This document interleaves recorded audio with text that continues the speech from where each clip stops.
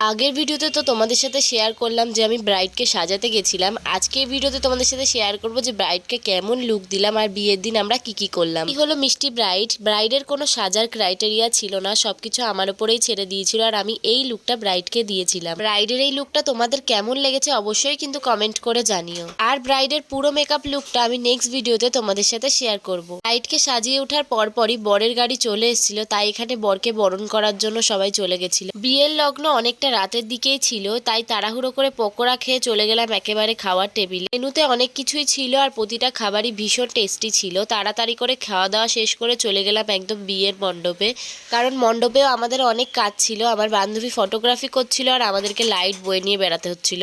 Light ধরতে ধরতে বিয়ের সব রিচুয়ালসই আমি প্রায় মন দিয়েই দেখেছি। তারপর ফাইনালি এখানে শুভদৃষ্টি মালা বদন হওয়ার পর দুজনের বিয়ের পিঁড়িতে বসলো। তখন বেজে গেছিল রাত 11:30 থেকে 12:15। আমারও ঘুম পেয়ে গেছিল, কিন্তু বিয়ে না শেষ হওয়া পর্যন্ত আমরা যেতেই পারছিলাম না। বিয়ের সবকিছু ভালোভাবেই চলছিল, কিন্তু সিঁদুর দানের সময় কিছু মানুষ আছে এইভাবেই বরের হাত ধরে নিজেরাই সিঁদুর পরিয়ে দেয়। এদেরকে বলে বলেও ফ্রেম থেকে সরানো যায় না। যাই হোক, এইভাবেই বিয়ে সম্পূর্ণ হলো। তোমরা সবাই এদের দুজনকে অনেক অনেক আশীর্বাদ করে। দেখা হচ্ছে নেক্সট মিনি ব্লগে। টাটা।